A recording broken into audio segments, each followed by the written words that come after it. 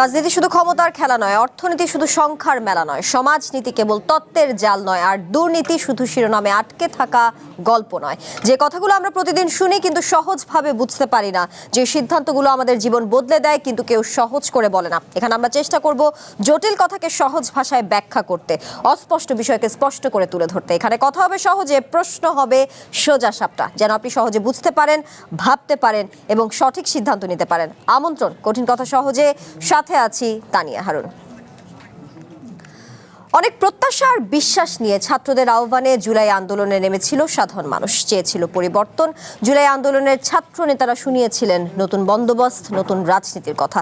কিন্তু অন্তর্বর্তীকালীন সরকারের ১.৫ বছরে আইন শৃঙ্খলার অবনতি, দ্রব্যমূল্য বৃদ্ধি, নারী অধিকার, বাক স্বাধীনতা খর্ব হওয়ার কারণে মানুষের আশা ভঙ্গ হয়। আমরা দেখেছি জুলাইকে ৭১-এর মুখোমুখি দাঁড় করাতে, দেখেছি মুক্তিযুদ্ধের স্থাপনা ভাঙতে, মুক্তিযোদ্ধাদের নির্যাতনের শিকার হতে। এসবই জুলাইয়ের আকাঙ্ক্ষার পরিপন্থী, মানুষের আশা ভঙ্গের কারণ।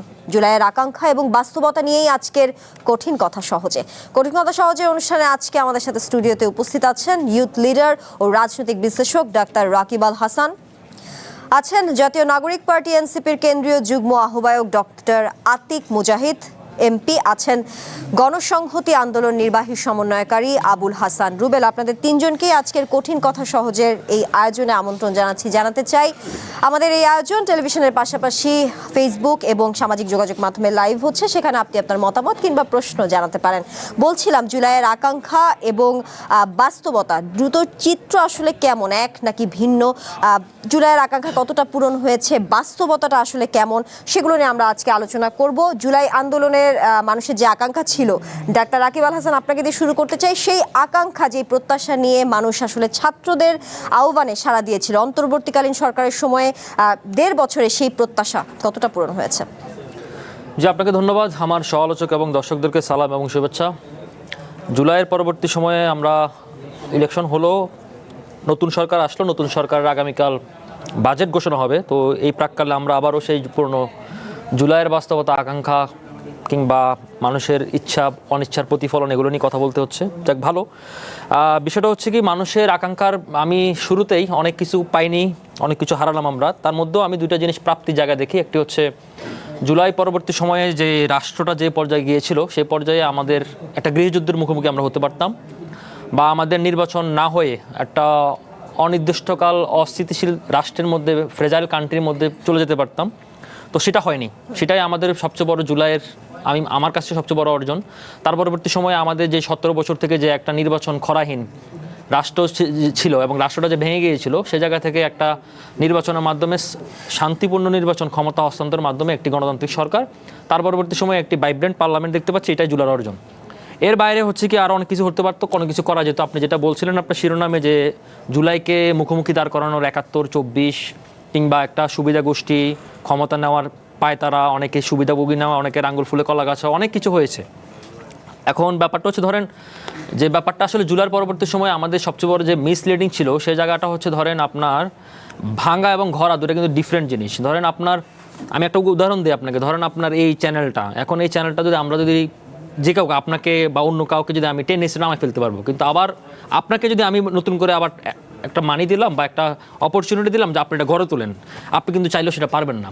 তো আসলে জুলাইয়ের মূল সমস্যা ছিল সেটাই। আসলে ধরেন আমাদের একটা পক্ষ আসলে ভাঙাতেই বিশ্বাসী ছিল এবং ভাঙাতেই সে আনন্দ খুঁজে পেয়েছিল এবং সে মনে করছিল যে ভাঙাতেই শান্তি। তো এই জায়গাটা আসলে, এবং সব কিছু গায়ে জোরে করে ফেলাটা, যেমন আজকে একটা উদাহরণ আপনাকে দেই, যে সম্ভবত হবিগঞ্জ বা কোথায় জানি এক ছাত্র সমন্বয়ক, সে বলতেছিল যে আমরা তখন কি পুলিশের পিটাইছি, এ করছে সে করছে, আজকে সে আবার পুলিশের কাছে আশ্রয় নেওয়ার জন্য যাচ্ছে। তো এই দুইটা বাস্তবতা কিন্তু সে খুব স্বল্প সময়ের মধ্যে মুখোমুখি হয়ে গেছে। তো এই জায়গাটা থেকে আমি মনে করি, ধরেন জুলাইয়ের এই জায়গাটা যদি আমাদের পলিটিক্যাল অ্যাকোমোডেটের জায়গাটা হতো, তাহলে আরও বেশি ভালো হতো। একটা কারণ। সেকেন্ড হচ্ছে কি, ধরেন আমাদের উপরে কিছু বিদেশ থেকে আসা দেবদূতরা হাজির হয়েছিল এবং সে দেবদূতরা মনে করেছিল যে আমি যা চাই সেটাই রাষ্ট্র। আমি যা বলি তাই সংবিধান, আমি যা বলবো তাই রাষ্ট্র হবে। তো এই কারণে সে পলিটিক্যাল দলগুলোর প্রতি যে এত অবান্তর জিনিস চাপিয়ে দেওয়ার চেষ্টা করতেছিল, যার কারণে ধরেন আমাদের এই এখনো বলতে হচ্ছে কেন জুলাই সনদ হচ্ছে না, জুলাইয়ের আকাঙ্ক্ষা হচ্ছে না, মূল দায়ীটা ছিল তারা। এবং আপনি দেখেন তাদের যে মানে ইনকনসিস্টেন্ট যে ছিল জিনিসটা ছিল, সেটা কিন্তু আমরা পরবর্তী সময় অনেক কিছুতে প্রতিফলিত হলো। যেমন হামের ইস্যুতে বললেন, আপনাকে বলি ধরেন এই যে হামের আমি যে টিকাটা নিলাম না, আমি যে ওপেন টেন্ডার দিয়ে দিলাম বা ওপেন টেন্ডার বন্ধ করলাম, তো সেই জায়গা থেকে পরবর্তী কনসিকুয়েন্স কী হবে সেটা তো বুঝে নাই, কারণ সে তো এই সিস্টেমটা সে জানে না। তো এই জায়গাটা থেকে ধরেন ডক্টর ইউনূস নোবেল বিজয়ী অনেক কিছু, কিন্তু doctor Yunus is not a good administrator. এখন ওনাকে এই জায়গায় বসানো হওয়ার পরে ওনার দায়িত্ব ছিল শুরুতে যে ওনাকে ফাংশনাল জায়গাতে করার জন্য। ধরুন সাপোজ আপনার আমার কথা, আমি কখনো কোনো প্রতিষ্ঠান চালান, আপনি আমাকে বললেন যে এই প্রতিষ্ঠানটা আপনি চালান। এখন আমি চিন্তা করলাম যে এই প্রতিষ্ঠানের ফাঁক তো আমি জানি না, তো তখন আমি হলে কি করতাম, আমি 2-4 জন আমি অ্যাডমিনিস্ট্রেটর নিতাম, কিন্তু এটা না করে আবার ডক্টর ইউনূস অনেক নেপোটিজমের জায়গায় চলে গেলেন। যাক, আমি আর ওই সেই সমালোচনার জায়গায় যেতে চাই না। আমার কথা হচ্ছে কি, জুলাই যেটা বড় প্রাপ্তির জায়গায় শেষ করি 10 সেকেন্ডে, সেটা হচ্ছে ধরুন আমাদেরকে কথা বলার স্বাধীনতা দিয়েছে, যার কারণে আপনার সত্যি ইচ্ছা মতো বলতে পারতেছে, আপনার বিরুদ্ধে বলতে পারে, কোনো অসুবিধা নাই। তো এই যে স্বস্তিটা অন্তত জুলাই আমাদেরকে দিয়েছে, এই স্বস্তিটাকে ধারণ করে আমরা আগামী দিন অন্তত আগামীকালের বাজেটে আমরা সেটা প্রতিফলন দেখতে চাই। জি, ডক্টর আতিক মুজাহিদ, 5 আগস্ট থেকে গত নির্বাচনের আগ পর্যন্ত আপনারাই দেশ শাসন করেছেন এমনটা নানা মহল থেকে বলা হচ্ছে। হয়তো কারণ এটা হিসেবে দেখানো হচ্ছে যে আপনাদের দুজন উপদেষ্টা অন্তর্বর্তীকালীন সরকারের সময় ক্ষমতায় ছিলেন, সেই কারণে হয়তো নানা মহল থেকে বলা হয়েছিল। বারবার আপনারা নতুন বন্দোবস্ত, নতুন রাজনীতি কিংবা ইনসাফের কথা বলেছেন। আবার সেই সময় আমরা দেখেছি স্কুল, কলেজ, বিশ্ববিদ্যালয়, অফিস, নানা জায়গায় মব সৃষ্টি করে হামলা চালাতে, পিটিয়ে পুড়িয়ে মানুষ হত্যা করতো, অনেকে আবার গ্রেফতারও হয়েছে। এই সব ঘটনা কি জুলাইয়ের যে আকাঙ্ক্ষা তার সঙ্গে সাংঘর্ষিক নয়? অসংখ্য ধন্যবাদ। আজকে আমি চ্যানেল 1-এ প্রথম এসেছি। আপনাদের সহকর্মী সবাইকে ধন্যবাদ জানাচ্ছি এবং আপনাদের ভালো কামনা করতেছি। জুলাই না হলে এই চ্যানেলটা হতো না, সুতরাং জুলাইয়ের কন্ট্রিবিউশন আপনি বুঝতে পারছেন কী জিনিস। তা নাহলে এই চ্যানেলে বন্ধ করে রেখেছিল। আরও দিগন্ত, ইসলামিক টিভি শো অনেক বন্ধ আছে, সেগুলো দ্রুত চালু হোক, বাংলাদেশের আরও ভয়েস বাড়ুক। বাংলাদেশে এলো এই প্রথম টাচলেস আরএকে সেন্সেশন ওয়াটার ক্লোজেট। দুইটা জিনিস আমি কেন জানি মনে হচ্ছে যে 17 বছরের মানুষকে হত্যা, খুন, গুণ, ভয়, আতঙ্ক। আমি তো নিজে মায়ের খেয়েছি, ছাত্রলীগ মেরে আমাকে ঢাকা বিশ্ববিদ্যালয় থেকে বের করে দিয়েছে। আমি মাস্টার্স করতে পারি নাই, বাইরের দেশে গিয়ে মাস্টার্স পিএইচডি করে আসতে হয়েছে, এসে আবার আন্দোলনে জয়েন করতে হয়েছে। সুতরাং আমি ভুলি নাই 17 বছরের তুলনায় ইউনূস সাহেবকে আপনি ক্রিটিসাইজ হাজারটা করতে পারেন বিভিন্ন লেন্সে। কারণটা রাষ্ট্র যখন দিয়ে গেছে ইউনূসকে তখন কিছুই ছিল না, এটা ভঙ্গুর, নষ্ট, ভ্রষ্ট, দুর্ভিক্ষ হয় নাই, এটা বেটার। এবং যে রাষ্ট্রের পলিটিক্যাল পাওয়ার একটা শক্তি থাকে না, তো এমনি উইক থাকে, সেই সরকারের আবার 1000-এর অধিক শুধু আন্দোলন হয়েছে। এখন মব টব এগুলো তো আওয়ামী লীগের লোকজন নতুন করে বলার চেষ্টা করেছে। কারণটা হচ্ছে ইউনূসকে এনিওয়ে, ইউনূস যদি জুলাইকে সিম্বল করা হয়, হ্যাঁ bad administration is okay, bad administration যে কোনো কেউ করতে পারে, কিন্তু আপনি ইউনূস ইউনূস যদি অন্যায় করে সেটা অ্যাকাউন্টেবল করতে হবে। কিন্তু আপনাকে জুলাই শিখাইছে কোয়েশ্চেন করা, অ্যাকাউন্টেবিলিটি কী জিনিস। সরকারকে 1% বাংলাদেশ ছিল, অটোক্রেট যেটাকে আমরা বলি। সাকিব ভাইরা গণসংস্কার, রাষ্ট্র সংস্কার আন্দোলন করে, এই জুলাই সনদ, এই গণভোট সবগুলোর যদি প্রপোজকারী ওয়ান অফ দ্য পার্ট হলো আমাদের 12 দলের 11 দলের আমাদের সাকিব ভাইরা এটা করেছে, রাষ্ট্র সংস্কার আন্দোলন ওনারা শুরু করেছে। এটার মানেটা হচ্ছে বাংলাদেশের যে in the name of constitution one ব্যক্তির পাওয়ারে চলতো, এটার বিরুদ্ধেই মূলত কী হয়েছে, জুলাইটা হয়েছে না। তো শেখ হাসিনার সব বৈধতা, সুতরাং শেখ হাসিনার খুন ঘুম একেবারে রাষ্ট্র ধ্বংস করার পরবর্তীতে একটা অভ্যুত্থান হয়েছে, আল্লাহ হয়তো ছাত্রদের মাধ্যমে এটা করিয়েছে সবার অংশগ্রহণে। এরপরে জুলাই আসছে। আসলে জুলাইয়ের চেতনাটা কী আসলে? এই যে কনফ্লিক্ট বলছে, নো কনফ্লিক্ট, নাথিং। আমি দেখছি 8টা, আর আমরা একটা রিসার্চ করেছি জুলাই আসলে ইন্সপিরেশনগুলো মানুষ কী চাইছে, মানুষের বিভিন্ন ওয়ালে, কথায়, মানে বিভিন্ন জায়গায় পাওয়া গিয়েছে। এর মধ্যে একটা হচ্ছে রিইনভিগোরেট অফ দ্য সিভিক কালচার। আপনি জানেন এক পলিটিশিয়ান আরেক পলিটিশিয়ানকে এত নেগেটিভলি বলতো, মানে মানুষের কাটাই পড়ে না, নিজের কাক নিজের মাংস নাকি খায় না। আমার এই খারাপ অবস্থায় ছিলাম, মানে পলিটিশিয়ানদের নিম্নমানের একটা প্রাণী বানানো হয়েছিল। এই যে সিভিক কালচারটা আবার রিটার্ন করেছে, এটা আমি মনে হচ্ছে বিগ যে রেসপেক্টের জায়গাটা রিটার্ন। 2 নম্বর হচ্ছে আমাদের ইনস্টিটিউশনগুলো কমপ্লিটলি ধ্বংস ছিল। প্রধানমন্ত্রী আপনি বিচার করেন, প্রধানমন্ত্রী আপনি এটা করেন, প্রধানমন্ত্রী আপনি টাকা দেন, everything is conflict to there is no institutions. তো এটা জুলাই পরবর্তীতে একটা মানুষের রিফর্মের আকাঙ্ক্ষা এসেছে যে এই প্রতিষ্ঠানগুলোকে আমার দাঁড়াইতে হবে, ঠিক আছে। এইভাবে যদি আমি বলতে থাকি, সুতরাং সেই জিনিসটার সাথে ট্রান্সপারেন্সি, অ্যাকাউন্টেবিলিটি, কোয়েশ্চেন করা, আমাকে মানে কথা বলা যদি বলেন, তারপরে হিউম্যান ডিগনিটি ফিরিয়ে নিয়ে আসা, ডিসক্রিমিনেশন, মানুষ কিন্তু সবাই কথায় কথা বলে আমাকে বৈষম্য করা হচ্ছে, এরকম অনেকগুলো প্রিন্সিপাল বেজ একটা জিনিস দাঁড়িয়েছে। নতুন বন্দোবস্ত মানে কি, কোনো একটা পৃথিবীর একটা বিভিন্ন সময় ঘটলে একটা সেটেলমেন্ট আসে। সেটেলমেন্ট জিনিসটা কি, যেমন আপনার সাথে একটা এগ্রিমেন্টে আসলাম, আপনার টেলিভিশনে কথা বলতে গেলে আমি কিছু এগ্রিমেন্ট মানবো, আমরা আগে এক ধরনের মানতাম, এখন পরবর্তীতে চিন্তা করলাম না আমরা এইভাবে চিল্লাচিল্লি করলাম, এইভাবে মানতো। দিস ইজ কল একটা এগ্রিমেন্ট, সোশ্যাল কন্ট্রাক্টটাকে রুশো বলেছে সোশ্যাল কন্ট্রাক্ট।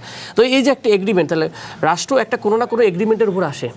তাহলে জুলাই আমরা হয়েছে যে আমরা জুলাইকে আর কখনো রাষ্ট্রটাকে এরকম অটোক্রেটে দিব না, ইলেকশনবিহীন রাখবো না, মানুষকে খুন গুণ করবো না, কিছু যে কম্প্যাক্ট, এটা একটা এগ্রিমেন্ট, এটার উপর ভিত্তি করে নতুন রাজনীতি। এই জন্য এটা সেকেন্ড রিপাবলিকে অনেকে বলে আর কি। জি, ডক্টর আতিক মুজাহিদ, রাজধানীর মোহাম্মদপুরে গত বছর অর্থাৎ রাজধানী মোহাম্মদপুরের বছিলা ব্রিজের নিচে গুলিবিদ্ধ হয় সে 5ই আগস্টের সময়কার কথা বলছে। 11 বছরের শিশু ছিলেন জিহাদ।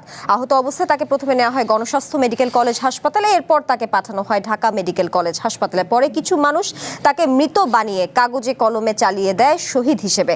আদালতে হাজির হয়ে সে 164 ধারায় জবানবন্দি দেয়। তার বাবা জহিরুল ইসলাম রাজুও জানান হত্যা মামলা ছিল পুরোপুরি সাজানো। এতে তিনি দায়ী করেন কেরানীগঞ্জের জাতীয় নাগরিক পার্টি এনসিপির নেতা মোহাম্মদ শাহজাহান সম্রাটকে। এই যে সাজানো হত্যা মামলার অভিযোগ, সেই ক্ষেত্রে আবার ডিসি নিয়োগের অভিযোগও এসেছে এনসিপির এক যুগ্ম সদস্য সচিবের বিরুদ্ধে। একের পর এক এই যে কর্মকাণ্ডগুলো, এই যে অভিযোগগুলো, এটা কি জুলাইকে আসলে প্রশ্নবিদ্ধ করছে না? জুলাই আকাঙ্ক্ষার সাথে সাংঘর্ষিক নয়, কি বলবেন? জুলাই আকাঙ্ক্ষাকে যদি বলেন যে সব দলেই তো বলে আমরা জুলাই আকাঙ্ক্ষা ধারণ করি, আমরা তো পার্লামেন্টে থাকি, আমাদের সম্মানিত স্বরাষ্ট্রমন্ত্রী থেকে শুরু করে সবাই বুকে হাত দিয়ে বলে, হয়তো উনি নিয়ে আসেন নাই, সবাই বলে এই যে জুলাই সনদ আমরা অক্ষরে অক্ষরে পালন করবো, উই সাপোর্ট অ্যান্ড কি বলে আমরা ধারণ করি, আমরা জুলাই সেলুট। তা বিএনপিও তো বলেছে যে আমরা ভোটের জন্য এটা করেছি, বিট্রয়াল তো অনেকেই করেছে, আমরা সংসদ সচিবালয় বানিয়েছি, বিট্রয় করেছে, এবং প্রতিদিন টিভি খুললে কোথায় ধর্ষণ হচ্ছে, খুন হচ্ছে, বিএনপি নেতারা করতেছে, সবগুলো বলবো যে বিএনপির আদর্শ এটা জুলাই সনদ। তাহলে বিএনপি তো জুলাই সনদের বিরুদ্ধে চলে গেছে জুলাই আকাঙ্ক্ষা। হ্যাঁ, স্পেসিফিক্যালি আপনি যে কথা বললেন, যে মামলাটার কথা বললেন, যদি এরকম কিছু ঘটে থাকে ইটস কোয়াইট ডিফারেন্ট কেস। এটাকে পার্টি হিসেবে আপনি একটা দেখাইলেন, আপনি আরেকটা সমন্বয়কের নাম বললো উনি হয়তো, তো সমন্বয়ক ইজ নট এনসিপি সমন্বয়, ডিফারেন্স হয়। ওনাদের কি ছাত্র দলের সমন্বয়ক ছিল না? হিউজ সংখ্যক ছাত্র আছে, আমাদের উমামা ফাতেমা তো ছাত্র ফেডারেশন। জেলা প্রশাসক ডিসি নিয়োগের হস্তক্ষেপে এনসিপির যুগ্ম সদস্য সচিব গাজী সালাউদ্দিন তানভীরকে সাময়িক অব্যাহতি দেওয়া হয়েছে। একই সঙ্গে তাকে দল থেকে কেন স্থায়ীভাবে বহিষ্কার করা হবে না তাও জানতে চাওয়া হচ্ছে, সেটি আরেকটি অভিযোগ ছিল। আমি আপনাকে বলি, গাজী তানভীরের যে ইস্যুটা ঘটেছে সেটা হলো যে 400 কোটি টাকার কিনে টেক্সট বুক বই কেনার ব্যাপারে একটা অভিযোগ এসেছিল। বই কেনা হয়েছে 200 কোটি টাকার, কিন্তু নাকি দুর্নীতি করেছে 400 কোটি টাকা। সো এটাকে পরবর্তী দুর্নীতি দমন কমিশন তার ব্যাপারে ক্লিন শিট দিয়েছে, এবং বিএনপির গভর্নমেন্টের আমলে এই বিগিনিংয়ের দিকে। সো এটা দেওয়ার কারণে পরবর্তীতে আমরা পুনর্বিবেচনা করছি, যেহেতু আমরা অভিযোগ পেয়েছিলাম ওই সময় তাকে অব্যাহতি দিয়েছি যে এটা ইনভেস্টিগেশন করা হোক। সেহেতু গভর্নমেন্ট থেকে সে যে অভিযোগের ভিত্তিতে করাচ্ছে সেই অভিযোগটা সে কী করে নিয়ে আসছে, এই গভর্নমেন্ট এবং বিএনপি গভর্নমেন্ট তাকে দিয়েছে, আমরা তাকে উইথড্র করেছি। এখন ডিসি নিয়োগ এগুলো তো একটা কমিটি থাকে, আপনারা যারা গভর্নমেন্টের মিনিমাম যারা নিউজ করেন, এটা জেলা প্রশাসক নিয়োগের একটা কমিটি থাকে, জনপ্রশাসনের একটা কমিটি থাকে।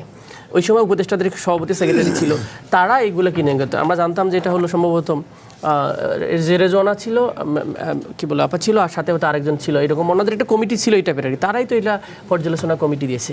এখন যদি আপনি বলেন যে এটা কারা কারা কোথায় দিছে, এগুলো অনেকের ফাইল বের হবে যদি ইনভেস্টিগেশন পিওরলি করে। আপনি এনসিপিটা বলেন, এনসিপি তো বাকিদেরটা আমি যেমন প্রশ্ন রাখবো উপদেষ্টা ছিল না। এনসিপিতে আপনি বলেন যে মাহফুজ আলম, কিন্তু এনসিপির তো আসলে যেহেতু সম্মুখ সারিতে তারা ছাত্র আন্দোলন, ছাত্রদের মানে জুলাই আকাঙ্ক্ষার সাথে বা জুলাই সেই সময় আসলে যে এত কিছু হলো 5ই আগস্টে, সেই সময় তো ছাত্রদের নেতৃত্ব তো নিয়ে মানুষ অনেক আশা ছিল, জনগণের আশা ছিল, সেটা নিয়ে বলছি। দ্বিমত নাই, আমি খেয়াল করেন এটা ভেরি ইন্টারেস্টিং। লাস্ট মানে আমি 2 মান্থস ধরে দেখতেছি, আমি তো টকশো করি প্রায় মানে গত 2 বছর ধরে দেখতেছি, ইন্টেনশনালি এক একজনের করে ক্যারেক্টার অ্যাসাসিনেশন এবং অভিযোগ দেওয়া হয়। If you have the anything please আপনি দুদকে মামলা করেন যে এই লোকটা এত টাকা সম্পদ হইলো, তাহলে অমুকের ব্যাপারে একটা স্পেসিফিক মামলা দিয়ে আপনি করেন। সেটা জিনিস আপনি একটা অভিযোগ ইচ্ছা মতো লিখলাম যে চ্যানেল 1 500 কোটি টাকা সরকারের কাছ থেকে নিয়ে করছে, একটা অভিযোগ দিয়ে দিলাম, কিন্তু আপনার কিন্তু ড্যামেজটা হয়ে গেছে, এটা কিন্তু রিমুভ করলেও ড্যামেজটা হয়ে যায়।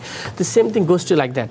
এবং সারা বাংলাদেশে কত হাজার সমন্বয় গেছে, কত কোটি টাকা মেরে গেছে, আমার একটা ডাটা দিয়েন তো, আমি একটু চ্যালেঞ্জ করে দেব, কত কোটি টাকা মেরে গেছে। সব কালে আমি শুনি যে অমুক থেকে টাকা নিছে, অমুক টাকা নিছে। আপনারা অন্য দলকে নিয়ে যেসব অভিযোগ তোলেন সেগুলো নিয়ে ফ্যাকচুয়ালি একটা কথা, মানুষ বললেই সাথে সাথে টাকা দেয়, এটা একটু ভুয়া একটা কথা। কি জন্য টাকা দিয়ে মানুষ টাকা কি লাফায় বেড়াচ্ছে নাকি? বাংলাদেশে ব্যাংকগুলো ফাঁকা হয়ে গেছে, টাকা নেই, টাকা দিবে। সো স্পেসিফিক যদি কেউ করে থাকে, করাপ্টেড ইজ করাপ্টেড ওয়ান, যে কোনো দলের হতে পারে সেটা।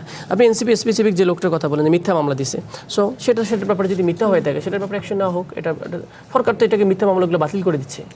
এটা তো এরকম না, গভর্নমেন্টের হাতে তো পাওয়ার আছে সেটাকে ডিলেজিটিমাইজ করা, কিন্তু এটাকে এই একটা জিনিসকে হাইলাইট করে বিগ একটা স্পেক্ট দেখানো, জুলাইয়ের দল জুলাই বিরোধী হয়েছে, ওয়াই ইজ দিস বিকজ এই জেনারেশনকে আপনি যদি ডিলেজিটিমাইজ করে দেন, আমার মতো হাজার হাজার ছেলে আছে, আপনি কয়জনকে চেনেন? ফেস দেখেন হাসনাত সার্জিস অমুক সমুক, আরে ভাই আন্দোলন করছে কত হাজার লোক, আপনি তো হাসনাত সার্জিসের বাইরে চেনেন না। হাসনাত সার্জিস কেন এই কথাটা বললো, এটাই খারাপ রঙ, সুতরাং এটাই মনে হয় জুলাইয়ের দল সব খারাপ কাজ করছে, নট লাইক দ্যাট।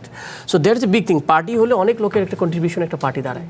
তা আমি ডক্টর ডিগ্রি করে আমি ইউনিভার্সিটির শিক্ষক, আমার কি টাকা দরকার আছে নাকি? আপনি এইভাবে বললে তো হবে না। সুতরাং এখানে অ্যাডভোকেট আছে, ব্যারিস্টার আছে, নানা কিসিমের লোক আছে। সো একটা জিনিসকে এইভাবে দেখা যাবে না।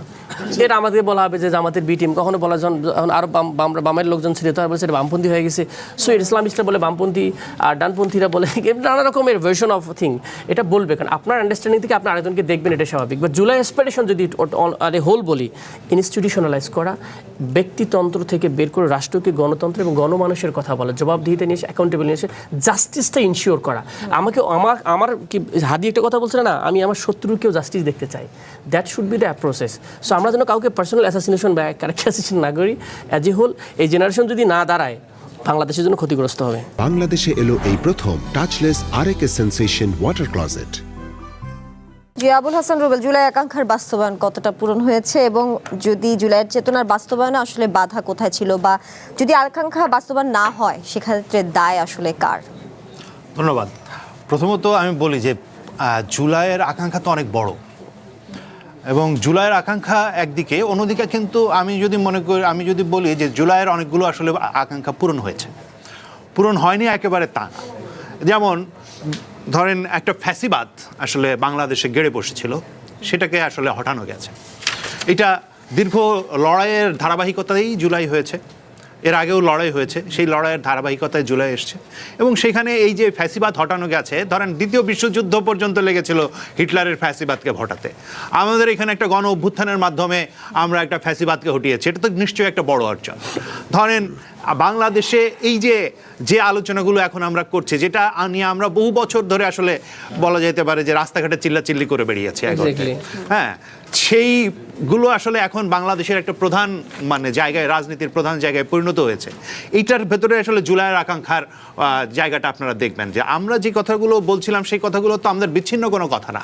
বাংলাদেশের মানুষের, বাংলাদেশের যে শাসন কাঠামোর যে প্রয়োজনীয়তা, সেই প্রয়োজনীয়তার জায়গা থেকেই নতুন বন্দোবস্তের কথাটা এসেছিল, এবং এই নতুন বন্দোবস্তের জায়গাতে আমি মনে করি যে আচ্ছা জুলাইয়ের আমি বললাম যে এই জায়গাগুলো কেন্দ্রে পরিণত হয়েছে, এটা আমাদের একটা অ্যাচিভমেন্টের জায়গা, জুলাইয়ের ভেতর দিয়ে এটা অর্জিত হয়েছে, কারণ এটাই বেশিরভাগ মানুষের সামনে এসছে জুলাইয়ের ভেতর দিয়ে।